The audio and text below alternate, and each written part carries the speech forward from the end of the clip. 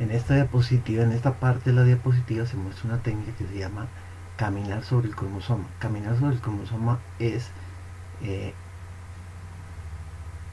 ir acercándose a secuencias del cromosoma hasta que se encuentra el gen que pueda estar relacionado con una determinada enfermedad.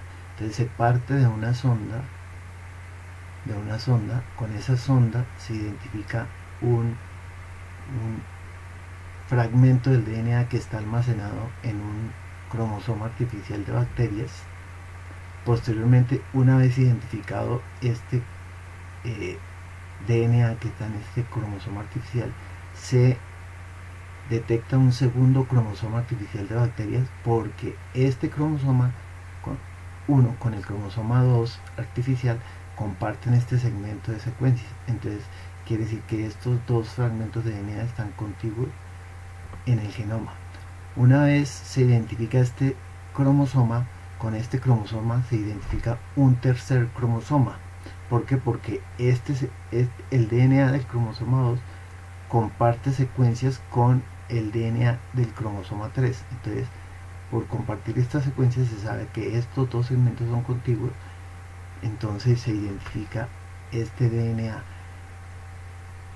que está almacenado en este cromosoma artificial de bacterias. Y con este cromosoma artificial de bacterias finalmente se encuentra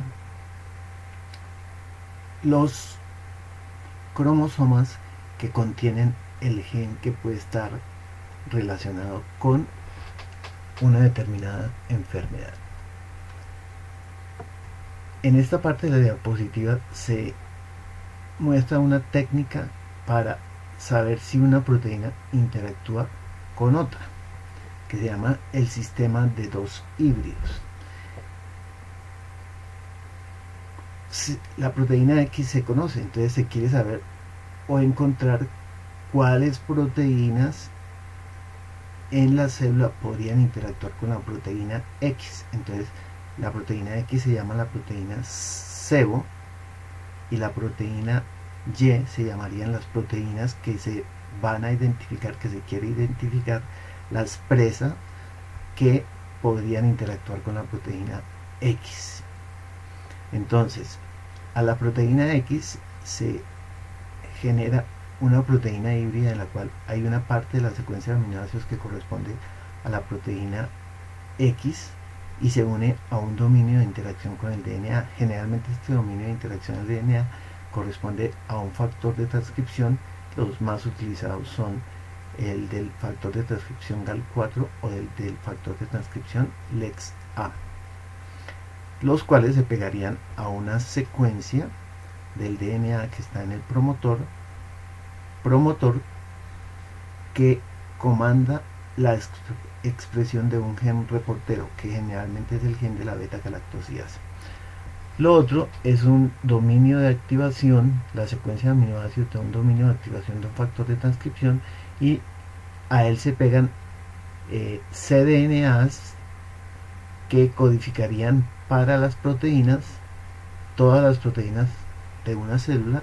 Entonces esta sería una colección muy grande de proteínas que tendrían la posibilidad de interactuar con X. Entonces solamente de cientos o miles de proteínas que se producen, solamente unas pocas podrían interactuar con la proteína X.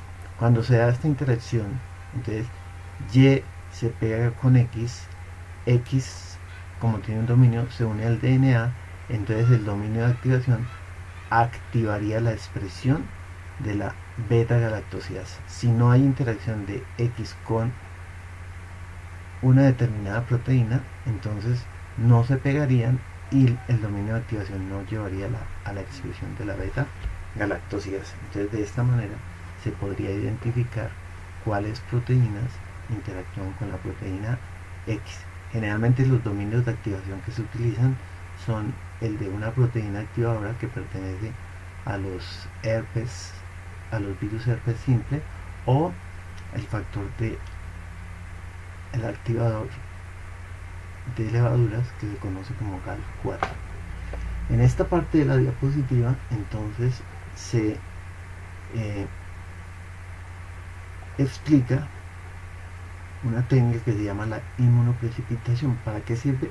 Para saber las proteínas, los factores de activación, las proteínas que interactúan con el DNA, identificar qué secuencias del DNA son las que son reconocidas por una determinada proteína. En este caso, la proteína sería la proteína X. Entonces, in situ, entonces la proteína interactuaría con el DNA, se producen enlaces covalentes entre la proteína y el DNA, tratando con un agente entrecruzante que es el formaldehído. Entonces, posteriormente se rompe la célula, se extrae el DNA, se destruye el DNA generalmente con ultrasonido. Entonces esto nos dice acá, nos genera fragmentos de entre 500 y 1000 pares de bases, algunos, muy pocos de los cuales quedarán pegados, unidos covalentemente a la proteína X. Posteriormente se agrega un anticuerpo que reconoce la proteína X, se inmunoprecipita por centrifugación, entonces se van al fondo del tubo el anticuerpo, la proteína X y el DNA que esté pegado a la proteína X. La mayoría del DNA que se va al fondo del tubo corresponderá al DNA que está pegado a la proteína X. Posteriormente se rompen los enlaces covalentes entre la proteína del DNA y el DNA, entonces se utiliza o se identifica mediante diferentes técnicas.